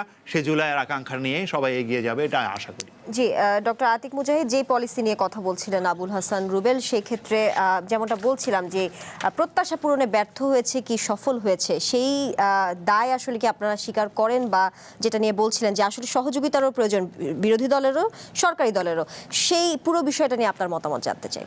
অসংখ্য ধন্যবাদ। আসলে দেখেন, সাকসেসের সংজ্ঞা আসলে বেসড অন হোয়াট, একটা ক্রাইটেরিয়া থাকতে হয়। যদি বলেন যে বাংলাদেশে স্টাবল ছিল, দিস ফ্যান্টাস্টিক। বাংলাদেশ ইন্ডিয়ার বিরুদ্ধে কত বছর পর যে চোখ রাঙায় কথা বলছি ইউনিসের সময় থেকে শুরু করে, এখন আমাদের আজকে বিডিআররা বলছে এই তোর গুলি আছে, আমার গুলি আছে না। I want to C this people, যে আমরা আমাদের মেরুদণ্ড সোজা, আমরা আমাদের ডিগনিটি আছে। এই বাংলাদেশ কত বছর পর দেখতেছি, দেখেই ভাল লাগে, মানে কিছু নাই, পেটে ভাত না থাকলেও ভাল লাগে, আমার সম্মান আছে। সো সেই জিনিস তো আমাদের বাংলাদেশে রিট্রাইভ হয়েছে, ইন্ডিয়ান হিজিমনি বাংলাদেশে কী না ছিল বাংলাদেশ, এখনও তো কালচারালি তারা অনেক জায়গায় প্রমিনেন্ট আছে। তো এখন গভর্নমেন্টের একটু বেশি দায়িত্ব থাকে, কারণটা কি, পুরো ফুল এক্সিকিউটিভ পাওয়ারটা গভর্নমেন্টের কাছে থাকে। গভর্নমেন্ট চাইলে এই ব্যাংকে ওকে করতে বা ওই লক্ষ্যে এখানে বসাইতে পারে। আপনি বিতর্কিত জিনিস বসায় বিতর্কিত সৃষ্টি করবেন কেন? গভর্নমেন্ট সমালোচনা কখন শিকার? আপনি সমালোচনামূলক কাজ না করলেই তো হয়, ভালো কাজ করেন। আপনি জানেন যে এখানে একটা বিতর্কিত লোক দিলেই ঝামেলা, তা আপনি আরও তো মানুষ ছিল। আমরা এই যে মাঝে বলেছিলাম না যে ওই যে জুলাই স্মৃতি যে এটা ছিল জাদুঘরটার কন্ট্রোলিংয়ের ব্যাপারে, যে এটা তো এমনিতেই মন্ত্রণালয় আন্ডারে অধিদপ্তর, তো সেই অধিদপ্তরটাকে আপনার নিয়ন্ত্রণ সভাপতি কি মন্ত্রীর হইতে হবে? এটা তো আপনার প্রো বিএনপির একটা কালচারাল লোক এখানে বসতো, কিন্তু সেটা কি মন্ত্রী মানে সভাপতি হয়ে বসতে হবে? That is the question. যে আপনি এখানে তো বসাতে পারেন আপনি, কিন্তু বিএনপির একটা ভালো ব্যাংকার লাইন পলিসি বোঝে, এই লাইনে এই লোকটাকে বসান। কিন্তু বিতর্কিত যে লোকটাকে মানুষ তার ঋণ খেলাপি এস আলমের সাথে সম্পর্ক আছে, যে এস আলমকে সবাই মিলে গাইলেন, এবং সে আমাদের বেগম জিয়ার পেজ থেকে আমরা দেখলাম যে যেটা হয়েছে সেটাই কি করতে হবে? আচ্ছা ধরলাম এটা জামাত ইসলামের ব্যাংক, জামাত ইসলামের কোনো ব্যাংক হয় নাকি? ব্যাংক হয়তো এখানে বলতে পারে যে এমপ্লয়িগুলো ওনাদের বেশি। আচ্ছা একটা বলেন, ওনার তো কষ্ট করে এটা ব্যাংকটা বানাইছে, এটা স্বীকার তো করতে হবে। এটাকে অস্বীকার করেন যে এই ব্যাংকটা কি আপনারা বানাইছেন? কেউ, ওনাদের লোকজন তো কষ্ট করে বানিয়েছে, অ্যাকনলেজমেন্ট করেন। এখন আপনি কোয়েশ্চেন করতে পলিসি, যখন বলবেন যে সব ব্যাংকের আমরা একই পলিসি করবো, তাহলে ফ্যান্টাস্টিক ছিল। ইসলামী ব্যাংক কেন এইরকম? আপনার নিজের সরকারি ব্যাংক, সেখানে আপনি 49% লোক ডিফল্টার, এখানে আমার ঋণ খেলাপি হয়ে আছে। আপনি সরকার হিসেবে ট্রাস্ট তো আপনি ব্যাংকের মধ্যে রাখতে পারেন নাই। তাহলে জনগণ যদি ব্যাংকে, বাংলাদেশের মেসিভ ব্যাংক 3 কোটি লোক, এখানে 3 কোটি লোককে জামাত করে নাকি? 3 কোটি লোক গ্রাহকের জামাতের ব্যাংক নাকি এটা? সো এইভাবে টেকিং করাটা উচিত না। এটা কারণ হয়েছে কি, আমাদের সেন্টিমেন্টাল হচ্ছে, আমাদের এক ধরনের ন্যারেটিভ তৈরি হয়, ইসলামিক লোক মানে সামথিং রং, এটা মানে জামাত। এইটা করে কিন্তু শেখ হাসিনা অনেক ক্ষতিগ্রস্ত করছে। জামাত ইসলাম মনে করে সব নামাজ পড়া লোকরা মারা শুরু করে দিয়েছিল আর কি। তো এটাও কিন্তু এইভাবে মানে যে আমি এই জন্য ডিভিশনটা এরকম প্রিন্সিপাল বেসড হোক। আপনি তো সব ব্যাংকে ধরেন, ঠিক আছে, আপনি জানেন এক্সিম ব্যাংকে কালকে গল্প করতেছিল, এক্সিম ব্যাংকের কর্মকর্তা নাকি সকালে যায় 9টার সময় ঢোকে, 5টার সময় বের হয়, একদম ক্লাসিক্যাল গেট তালা দিয়ে রাখে, এবং ওটা বেতন ছাড়া ওদের কিছু নিতে পারে না, কোনো লোকের জন্য টাকা দিচ্ছে না। অসংখ্য প্যান আপনার ফাঁকা হয়েছে, আপনি পিওর টাকা দিচ্ছেন না জনগণকে, আর আপনি ব্যাংকগুলো নিয়ে আপনি যদি ইয়ে করেন, তাহলে আপনার টাকাই তো ব্যাংকে সরকারিভাবে নাই। এগুলোকে এই জন্য সরকারের কাছে অনেক থাকে, সরকার যেভাবে মুভ করে এটার সাথে বিরোধী দল সেভাবে অ্যাক্ট করে। সে বিরোধী দলের আমরা রেসপন্সিবল পালন করবো। ইট ডাজন্ট মিন যে আপনি গৃহপালিত ভাই আমার কথা শোনেন, তাহলে জনগণের, আমরা জনগণের দ্বারা নির্বাচিত জনগণের পক্ষে কথা বলবো, নট সরকারের পক্ষে কথা বলবো। সরকার ভালো কাজ করলে জনগণের পক্ষে থাকলে আমরা কোনো কথা বলবো, জনগণের বিপক্ষে গেলে আমি দাঁড়ায় যাবো। এবং সরকারের ভার্সন অফ জুলাই এটাও কিন্তু মেনে নেওয়া যাবে না, কারণ জনগণের ভার্সন অফ জুলাইকে আমাদের মানতে হবে, কারণ জনগণ কোয়েশ্চেন করতে পছন্দ করে। আপনি যতগুলো এখন সংস্কার করতে যাবেন, যে সিস্টেমটা করতে যাবেন, আমি যদি বিরোধিতা করতে যাই সেটা বলেন যে আপনি আমাদের সরকার বিরোধিতা করে, সরকার বিরোধী শক্তি। আরেকটা সংজ্ঞা আপনাকে আজকে শিখিয়ে যাই, আপনার রাষ্ট্রবিরোধী আর সরকার বিরোধী এক জিনিস না। এইটা আমি বলি বাংলাদেশে state and government is not the same thing, আমরা জানি, এটা জানেন, কিন্তু যখন আপনার কোনো কিছু হয় সরকার বিরোধীটাকে রাষ্ট্রবিরোধীতে বলে দিবেন, কয়দিন পর মামলা দিবে, সেম জিনিস ঘটবে। কয়দিন পর রাষ্ট্র কেন সরকার বিরোধী করতেছেন কেন? মানে এইটা এইভাবে আস্তে আস্তে উদ্বোধন হয়, কিন্তু এটাকে আমাদের একটু খেয়াল রাখতে হবে যেন মিডিয়া থেকে কখনো এই প্রভোকেট না করা হয়। আপনি বিরোধী দল নিয়ে প্রভোকেশন করবেন, আপনার দল হয়তো আপনার স্টেশন হতে পারে প্রো বিএনপি, কিন্তু আপনি কোনো প্রভোকেশন করবেন না যেন অন্য দলকে এলিমিনেট করার জন্য। আপনি ডেমোক্রেটিক মুভমেন্ট করবেন, মানুষকে ফেসিলিটেট করবেন, তাহলে বাংলাদেশ হোলিস্টিক্যালি দেখেন, উনি আমার ভাই, উনি আমার ভাই, উনি আমার ভাই, হয়তো আন্ডারস্ট্যান্ডিংটা কোয়াইট ডিফারেন্ট। আমরা মারা গেলে কিন্তু 3 জনের ফ্যামিলির একজন মারা গেলাম, that should be the approach. আমরা এই বাংলাদেশে থাকতে চাই, আমরা অন্য কোনো দেশের ডমিনেশন চাই না, বাংলাদেশপন্থী, বাংলাদেশকে ভালোবাসি। এইটা ডেভেলপমেন্ট যেমনি করা যায় সবাই মিলে আসেন একসাথে করি, দ্যাট ওয়াজ দ্য প্রিন্সিপাল। এবং এনসিপি এইটাকে ধারণ করে। এনসিপি মনে করে যে আমাদের যুবকদের আকাঙ্ক্ষা হচ্ছে বাংলাদেশপন্থী রাজনীতি, এন্টি ইন্ডিয়ান হিজেমনির বিরুদ্ধে দাঁড়িয়ে স্বচ্ছ সুন্দর একটা বাংলাদেশ। ধন্যবাদ। জি, আপনাদের তিনজনকে ধন্যবাদ আজকে আমাদেরকে শেষ সময় দেওয়ার জন্য। আজকের মতো এখানে শেষ করছি। আমরা চেষ্টা করেছি জটিল বিষয়গুলোকে সহজ করে বলতে, কারণ সুশাসন, সুব্যবস্থা, গণতন্ত্র টিকে থাকে প্রশ্নে, আর পরিবর্তন আসে বোঝাপড়ায়। সময় এখন আপনার ভাববার, প্রশ্ন করার কাল। আবারও দেখা হবে। শুভরাত্রি।